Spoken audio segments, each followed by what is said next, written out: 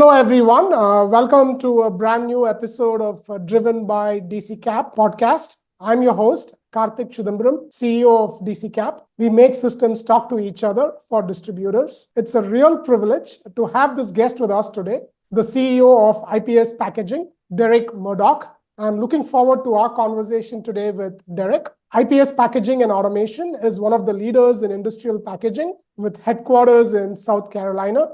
I've never been to South Carolina, would love to go. IPS Packaging has been in business for over 45 years. And IPS Packaging is also a service-disabled, veteran-owned company. In this podcast, we are going to be talking about hiring veterans and B2B marketing. Thanks so much, Derrick, for joining me on this podcast.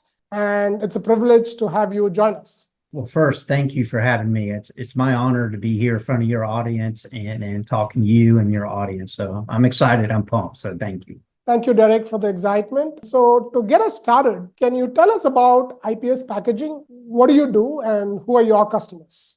Yeah, absolutely. So our business was actually started in 1976 by my father. So I'm actually second generation. And what we focus on is industrial packaging supplies. That's the material that a lot of manufacturers and distribution companies use to move the product from point A to point B.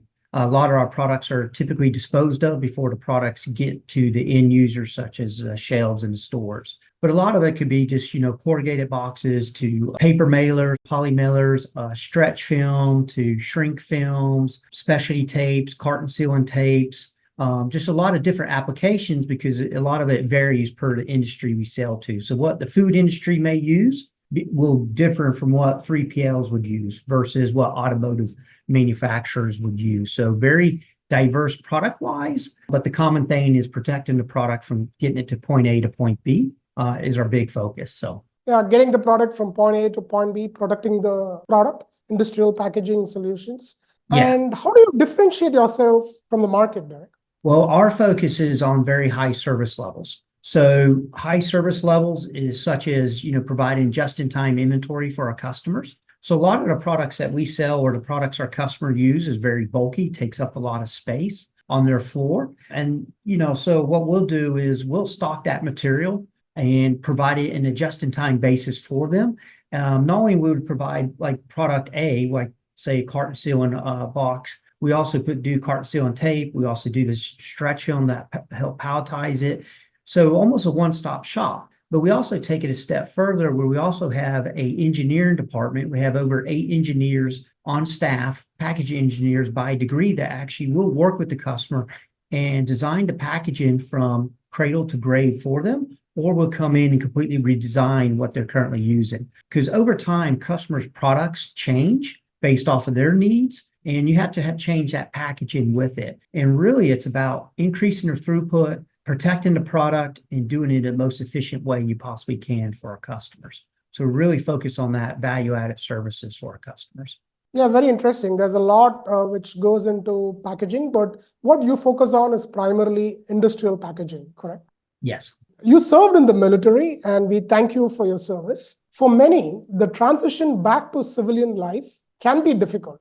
Did you have support after your service? In all honesty, I didn't have necessarily, I had my family as support, and that's critical, having that support and everything. But actually for me, going out to have different services out there to help me with that transition, I didn't have that necessarily. I would go ahead and tell you it's very challenging for, service members in a lot of cases to transition from the military to civilian. And it's different. One thing is, in the military, there's a culture of, hey, you got to be tough. You got to toughen it up, suck it up, get the job done. And so that kind of that mentality it prevents us to ask for help.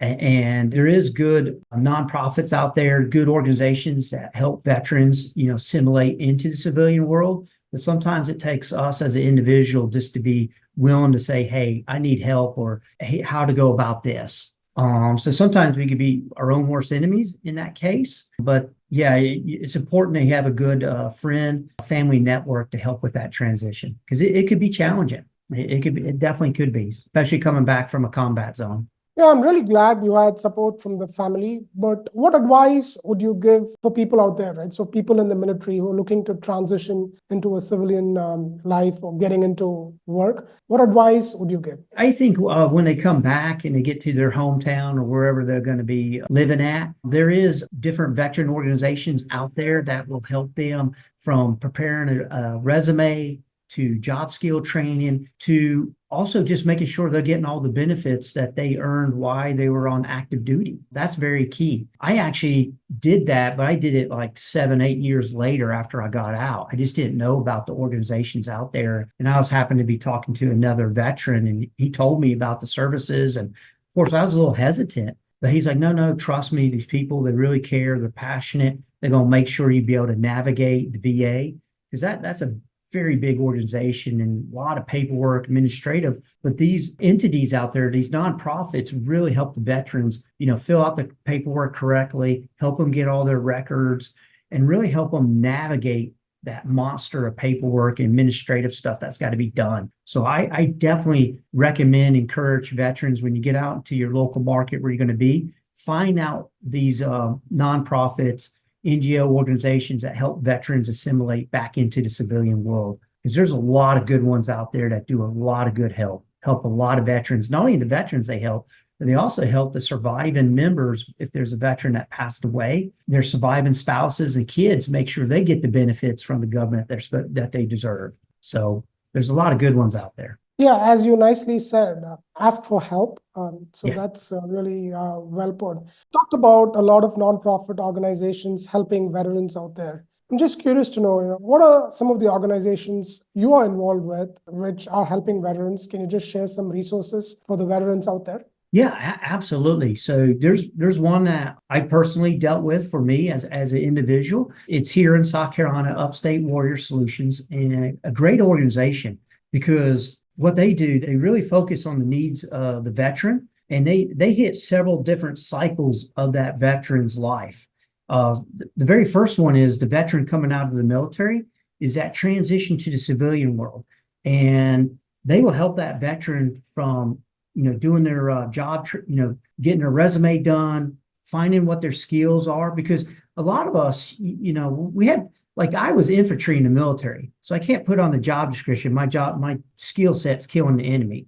I can't put that in there because I was infantry, but they help on those veterans, take what their specialty was and put it into a resume that the business world can understand and appreciate. So that's a huge value added right there. The other thing they do, they help veterans navigate the VA and fill out all that paperwork because that could be very overwhelming and very demoralizing that, the military, unfortunately, in some of these government agencies, if you don't dot that I across that T, they kick the application out or starts the process all over again. So this organization, they know how to fill out the forms. They help the veterans to make sure they navigate what benefits they get. They also have programs to help with substance abuse, either drug or alcohol. They also have depression programs. So they got a lot of avenues there. And then they take it a step further where they help surviving spouses or kids of veterans that passed away to make sure they get their benefits. So it's really a 360 program.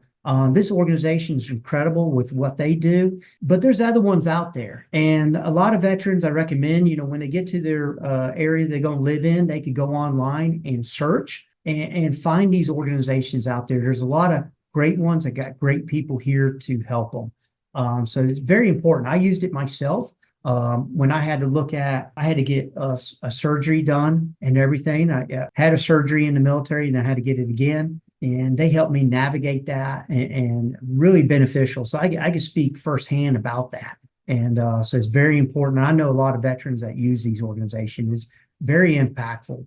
So highly recommend it. They talk to these organizations in their local communities. They're there. They just need to, pick up the phone and call them or search online. Tell us about your journey, Derrick. When did you decide that you wanted to choose this career path, and what made you choose this career path you're on right now? So in all honesty, it goes back even when I was a young kid. So I'm actually second generation. So, my dad started the business. So I was always involved in the business one way or another. I remember as a kid in elementary school, me and my younger brother, we go in with my mom at night and we cleaned the restrooms. We were a very small company at that time and really couldn't afford, janitorial services. So me, my mom, and my brother, we'd go in and clean the bathrooms. And then when I got into junior high, I was washing the trucks on the weekends. And then high school, I was working in the warehouse, receiving orders, shipping orders. So throughout my life, I was always involved in it. But in all honesty, I had no intent to be in the business or even get involved. My path was going into the military. So I went to Citadel, the military college of South Carolina, and I ended up joining the Army. And so I was in the Army, loving it, enjoying it. I did 5 years active duty, 2 overseas tours, and came home on leave one time. And my dad's like, "Hey, you ever thought about joining the business?" And of course, I'm like, "Nah, I have no intent. Enjoying what I do. I love serving my country." Enjoy all my fellow soldiers. But my dad, being a good salesman, was persistent with me and came home on leave again. And he said, "Look, seriously, take a look at this.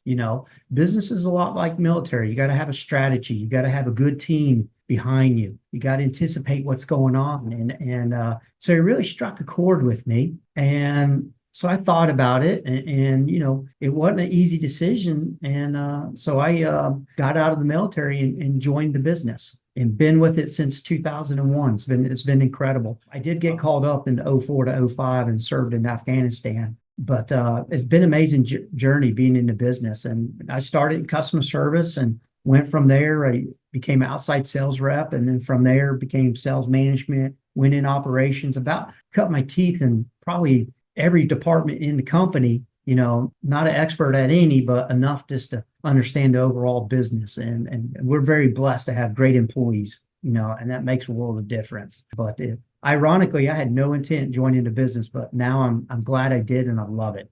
Very rewarding. I think you're being very modest. Your journey is very inspiring. It's not like you just come out and then, hey, you sit at the top, you cleaned restrooms, and you did anything and everything that came your way. Really, really inspiring. So how did that early years influence you right now, right? So, I mean, cleaning restrooms, that teaches you a lot. And in spite of your dad running the company, you did all kinds of jobs. How did that help you? I'm just curious, because I mean, there are a lot of kids out there and they might be watching this as well. Sometimes they don't want to do these little tasks. Yeah, what do you think? I mean, I'm curious to hear about your thoughts on this. Well, I think as a leader, you got to lead by example. And I think everybody sees that in an organization that, I cleaned the bathrooms. And so for me to ask somebody like, hey, the bathrooms are messed up. We got visitors coming. We need to get this clean. Let's all jump in here. They see that I've done that. And I think it's important for young people starting out. They got to understand you got to work your way up in the organization. It makes you more well-rounded employee, understanding all the different departments, how they all work together. I mean, you just learn so much experience. And you look at the top performers in a lot of cases, it's hard work and tenure, because over time, you just understand business. You become what's called street smart. You know what's going on. Understand that you could read business. You could anticipate things because you worked at it for a while. And you got to be willing to roll up your sleeves. I mean, you got to be out there in the warehouse. Sometimes, it's a team effort, and leadership can't be in the corner office and not willing to get out there and not roll up their sleeves and get dirty. They need to be out there supporting their employees. How can we make your job easier, more productive, more safe? And there's times where, everybody's got to chip in and get the job done. I look at it as we're all on the same ship, and we need the ship to keep going forward. And we all need to work together for a common goal. But I think it's very important that people start at the ground level and work their way up. And you see a lot of CEOs out there who've been very successful doing that. They understand the business, and is really a champion for the employee because they've been in the trenches with the employee. So they're able to, really articulate that company vision and strategy to the employee in their terms, because they worked in that department, and they're able to say, this is why your job is so important for the overall organization. And so they understand the impact that employee makes day in and day out to the organization. So I recommend it to everybody. You got to start at the basics and build upon. I love this, Derrick. It looks like a leadership masterclass to me. And do things by hand. And that's what Brian Chesky talks about, the co-founder of Airbnb. And like you said, no job is too small, and you get down and dirty, and you also learn things by doing some manual work. It helps along the way. Really well said. And lead by example. That's something I really learned from this. Let's switch back to veterans a little bit. So with the struggle of many veterans ongoing, the homeless epidemic, and the lack of resources, success is often a challenge. But then there are many who are doing more to help. Your company was named the 2023 Veteran Business of the Year by National Veteran Business Development Council, NVBDC. Can you share a little bit about your efforts in supporting and hiring veterans?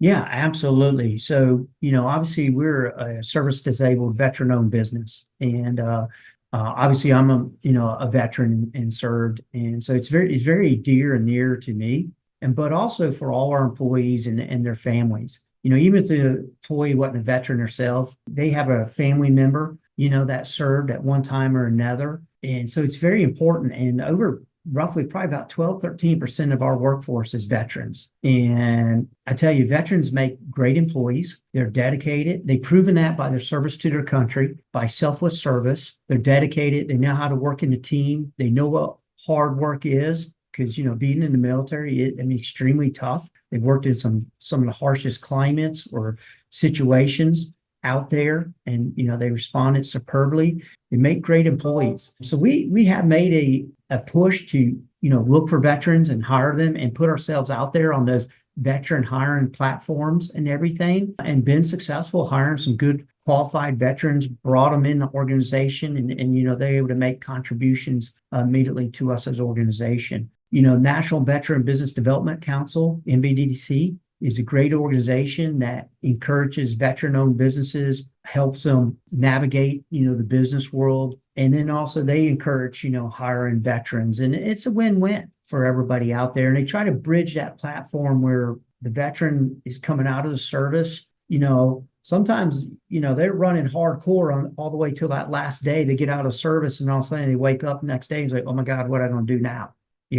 They just dedicated 8 to 12, 20 years to the military. All of a sudden they walk outside that gate and like, what am I going to do now? And so these organizations really help bridge that gap and really, connect those individuals to companies like us that we're like, hey, we have needs here. And these organizations were like, hey, based off their MOS, their specialty in the military, it matches this open position you have.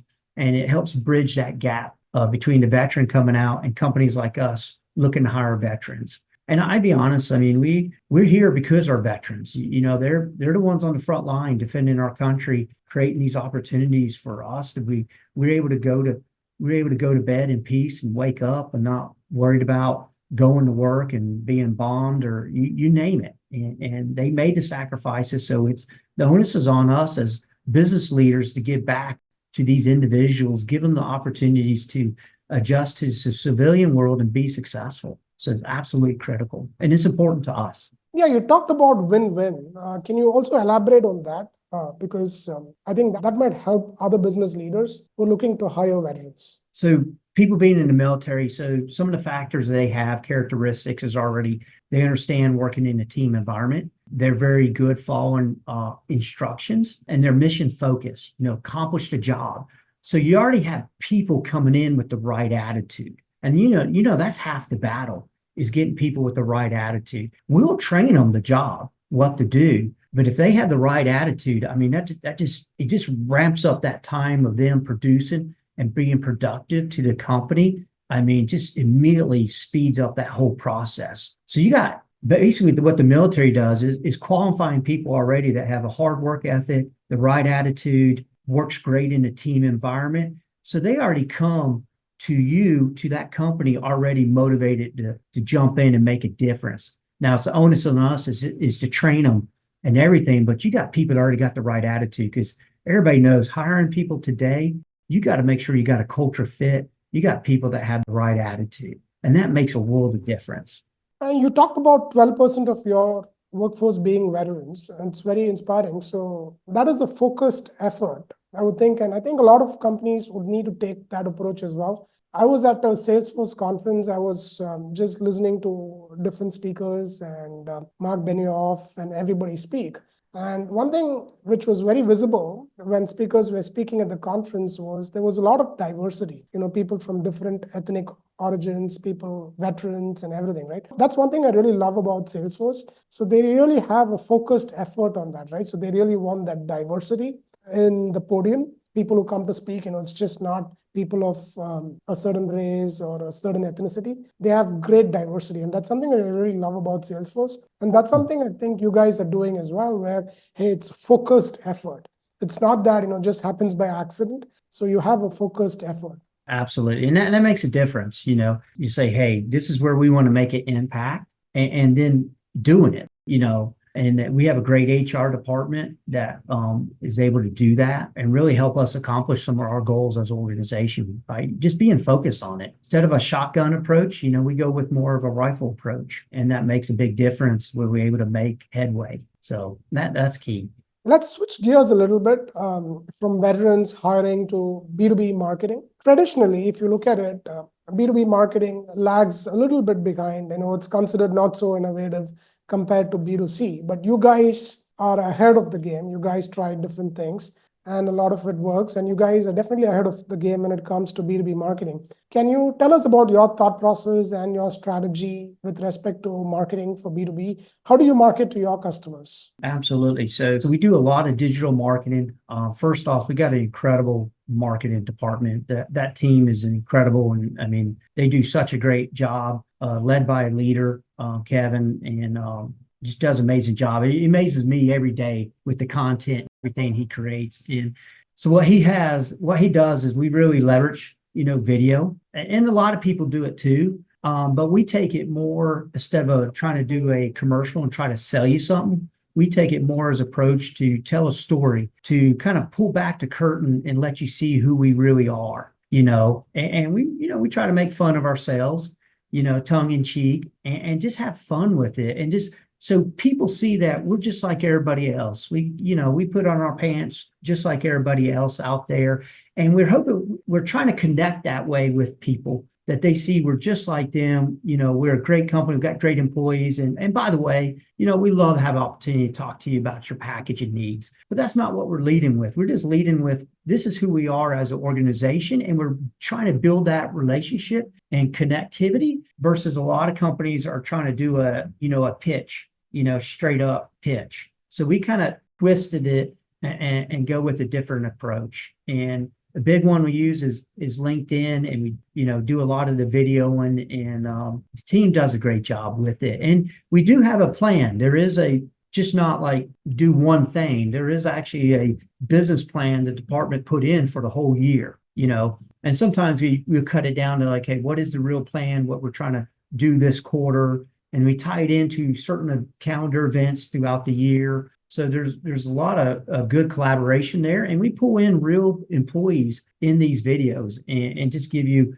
we don't hide anything. It's just who we are. And I think that makes a big difference. And I think people appreciate that versus some of the stuff that's out there. Very interesting. So talk to us about video a little bit, right? Because when it comes to video, sometimes, there's a little bit of hesitancy. Hey, how am I going to look? And it's also a lot of effort, right? So compared to, let's say, writing content and all that, it takes a lot of effort. So how do you guys manage that, right? I mean, in terms of, hey, sometimes, people are a little camera shy. How am I going to look and all that, right? So how do you guys deal with all that? Well, first off, I'll go ahead and tell you, I'm probably the most guilty person of that.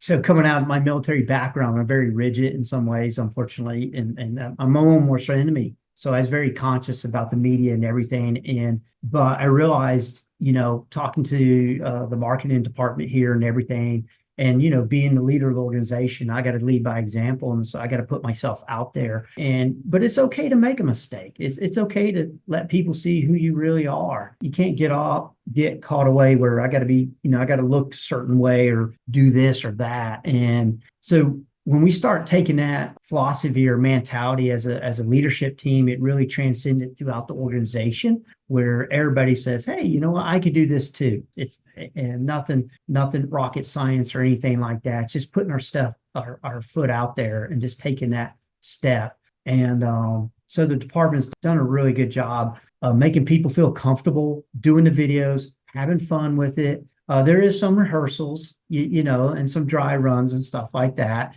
And sometimes we leave in the bloopers, to have fun with it. It's just about enjoying ourselves and letting people see that. So it's pretty neat. And through that, obviously we try to carry the company message and stuff like that. It's just having fun. Life's short, and this is a way to tell our story and have fun about it. We come in and we work hard every day, and we want people to see what we do. And so this is how we kind of chose to convey that to the marketplace. Yeah, it's okay to be vulnerable and do not expect perfection. So that's one thing I've learned, because I've been doing some videos as well. And Mhm. initially it's hard. Hey, just get out there and do it. Oh, yeah. But then, like you said, you have to lead by example, and it's okay if it's not perfect, and you get better at it over a period of time. And it's also very critical because people like shorter form content, or hey, some people don't want to read and they just want to listen or watch something, or they're just driving and they just want to get some information. Yeah, it really helps. And yeah, don't expect perfection. But one thing, I just have to tell you is editing makes it look really, really good. So even if we do a bad job at the video, the editors do a great job and they make us look good. So, I Mhm. mean, definitely thanks to all the editors out there. Absolutely. So, Derrick, what are you excited about for the next 5 years? What is exciting for you? Excited for us is, as an organization, we're continuously, focused on growth and really building out a national presence across the country. I tell you, I'm excited because we got a great team, we got great products, really investing heavily into our process and procedures, and really focusing on that. And we really feel like we got some good wind behind our backs, and we got some really good things going. We're excited about it. Employees are passionate about it. We put out a BHAG, big, hairy, audacious goal. We communicate that consistently to our employees. So, why we're here, what are we doing? And we communicate that out. We got a lot of good things with that, and we're excited about it. But it's really about, taking care of customers. And by taking care of customers, we take care of our employees, because we create sustainable jobs. And when we create sustainable jobs, our employees are able to, accomplish whatever American dream they may have. That may be getting their very first house. That may be putting their kids through college. We're creating sustainable jobs by growing. And that's why we try to convey day in and day out to our employees why we're focusing on growing is creating these sustainable jobs,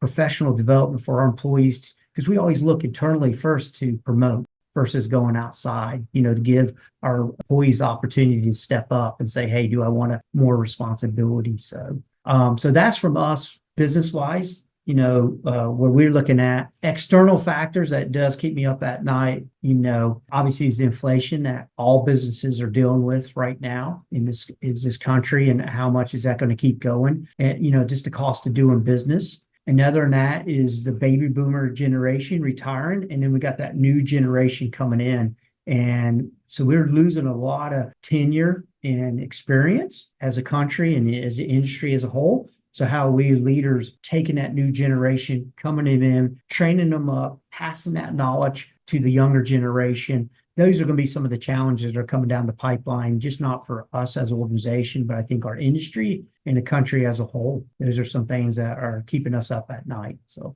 Very interesting. And so what's been one of your most challenging times in your career, or, is there a career defining moment for you? I think defining, I went through 3 economic events in my career. I went through the dot-com bust. I remember that one. Then I went through the Great Recession, 2008, 2009. And then I think the COVID one was the one that really probably shaped me, and I learned a lot. And I think one of those things was communication, constant and consistent communication to the employees, to the customers, because when you don't communicate, people make assumptions. They fill that void, and typically they fill it with the wrong information. And so what I learned is, during that COVID and the lockdowns, we had to really consistently communicate to our employees what we're doing, what's going on, communicate with our supplier base, with our customer base. And it really made us a better company coming out of it. And we really learned to hey, communicate. We can't assume. We have to take a more proactive approach, communicating, reinforcing that communication, following up with the employees, departments to make sure they know what they're doing, and asking hey, do you understand? Is there anything you need? How can we support you to accomplish your department's goal? I think that was a real defining for me as a leader, because I think I took for grain making some assumptions and really learned real fast, hey, communication. And you got to be out there in the forefront. You got to get out of your comfort zone and really get in front of the employees and departments and consistently talk and let them see and reaffirm them like, hey, this is where we're going as a company. As we climb this mountain, there's peaks and valleys as you climb to get up that mountain. And you just got to let people understand that cycle and keep moving forward. But that was pretty critical for me as I learned. I always tell people, I can't tell you what to do, but I can tell you what not to do because I made every mistake in the book. And the key is just learning from your mistakes. So yeah, communicate, learn from your mistakes, get out of your comfort zone. Yeah, great lessons. Derrick, on this podcast, we interview a lot of leaders and we ask the leader this question. What question would they like to ask the next leader we interview? And we recently interviewed Anne Rani Cheech. And the question she wanted to ask, one of the biggest shifts that I'm seeing is going from an individual seller to more of a team sales approach. How are you positioning your sales, marketing, customer service teams to work together to grow sales efforts? How are you building a team to be able to interface with customers to get scale and growth? This is the question Anne wanted to ask. Okay, first off, she's spot on.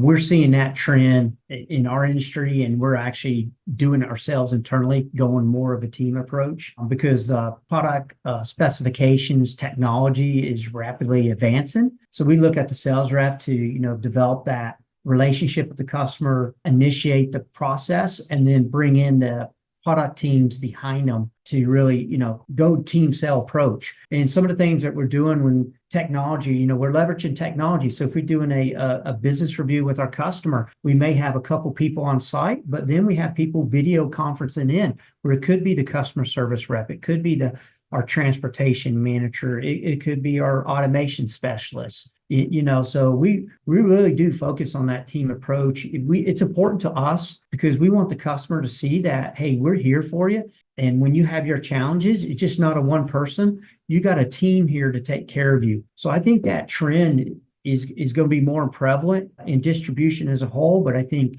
going that team approach, and it helps ramp up, some of those new employees too, where they're new into the industry, they don't know all the answers, and we work as a team, so it helps me ramp up some of those new people. But we highly encourage it. Where we always say, hey, 4 eyes is better than 2 eyes. I'm wearing eyeglasses, but go with that team approach. It's okay not to be the expert, but bring in the experts with you. And a lot of those are our internal people, but we're also leveraging our supplier base. We got good suppliers, and we make an effort and actually put in internal KPIs where we try to make so many joint calls together with our customers. So we're taking a proactive approach on that. And the previous CEO spot on. That's definitely a trend. We're seeing it, we're encouraging it, and we're really trying to promote that in our organization. A lot of benefits for our customers. They see it. They see there's a team of people there to take care of them.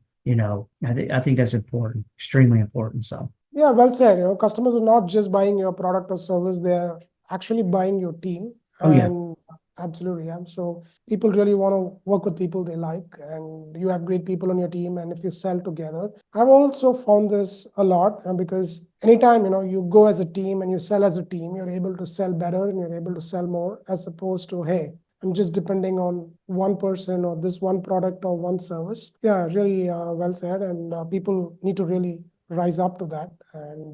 And training also plays a very important role on that, like you rightly said. So Derrick, now it's your turn. What question would you like to ask the next leader we interview? All right. So what I like to see is they talk about what are they doing with, we got the baby boomers are retiring this decade. So we're losing a lot of that tenure.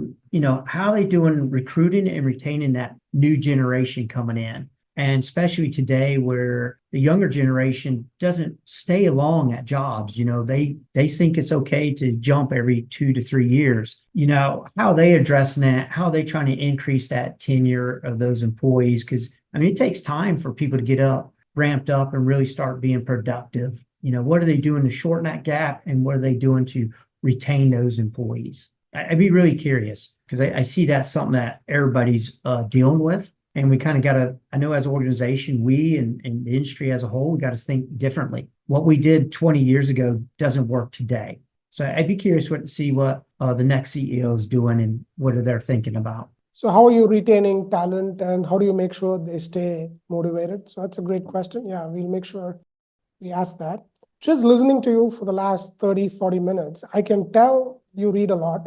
So my last question for you is, what book are you reading right now? So in all transparency, I read more articles out of business magazines because they're short to the point. They only may be a 20-minute read. So I do a lot of that, different trade magazines and different like supply chain, logistics, packaging, general leadership. I migrate to those articles because I could go in and get good content and then I'm out because I'm trying to balance work, life, family. I got young kids and it's hard for me to take a book at night and read because my kids are in sports activities. I got one in school athletics, another one in dance, so I'm running 180. And so I found that's what typically I do. And then if I do read a book, which I don't read as probably as much as I should, it usually is a military book or something. So. Very interesting. And so what about articles you read? Do you just put it into practice? Or let's say you read an article, just takes you about 20 minutes and you learn something from it. So what do you do next? Okay, so I read a good article, I share it with the leadership team, or I'll share it with that particular department and ask them to read it. I don't tell them what I see in it. And then I ask them, hey, read this article. Tell me what you could pick away that can help improve our operation or help improve us as a company. And because I'm trying to build a culture where they read it and then they kind of start seeing the same thing I see in where, talks about best practices or, if we could get one nugget out of that article to make us better, we want that. And so I'll take those articles and share it with the teams and ask them to read it. And then I ask them, say, hey, let's talk about it as a group. Did you see something in there that can make us a better customer service department? Or is there some process in there that can make our HR process better? So that's what I do. I actually shared one last week. It was a survey automation in the distribution 3PL industry and shared it with the department and asked them to, hey, read through it. Tell me what trends you see and what important takeaways. So that's what I do. I read these articles, I see stuff, and then I share it with the team and say, okay, is these things that we can implement? We may say, yeah, let's definitely do this. This one we could table later, and we kind of prioritize it. So we actually execute on a lot of them and we get some. I mean, there's one right now we read a couple months ago. We're going to relook at some of our racking in our DCs where people were at the end of racks, they were storing their pallets in some type of racking device at the end of the pallets. I mean, at the end of the racks where you can store your pallets and makes your facilities look cleaner. And we caught that from the article, so I mean, little things like that to technology things, softwares. I mean, that's how we use it. I mean, some really good ones. So. Yeah, it's very interesting, right? So it's not just about what you read, but how do you really put it into use or how do you execute? Yes. So Derrick, I really enjoyed this conversation. One thing I really loved about this whole session is you just talked about, hey, it's the team, right? So it's the HR team, it's the marketing team, and you have great people. And, it's not just about, you just learn, you share what you learn with your team as well. I found that to be really, really inspiring. I also love your leadership style in terms of, you're talking about, hey, it's just a win-win, hiring veterans. And yeah, it's very, very inspiring, Derrick. I just want to say thank you for this conversation. Really great chatting with you. And thanks for joining in. No, it's my honor to be on here, to be in front of your audience. I just want to say thank you. I really appreciate that. And God bless you and your business, and the good Lord's blessed us and we got great employees, we got great customers and great suppliers, and it's my honor to be here and be even talking. So thank you. I really appreciate it. So thank you, Derrick, and thanks everyone for joining Driven by DC Cap podcast. Until we see you next time, signing off. Thanks for joining us on this episode of the Driven podcast. Check out our other episodes for more and subscribe to be the first to access every new episode.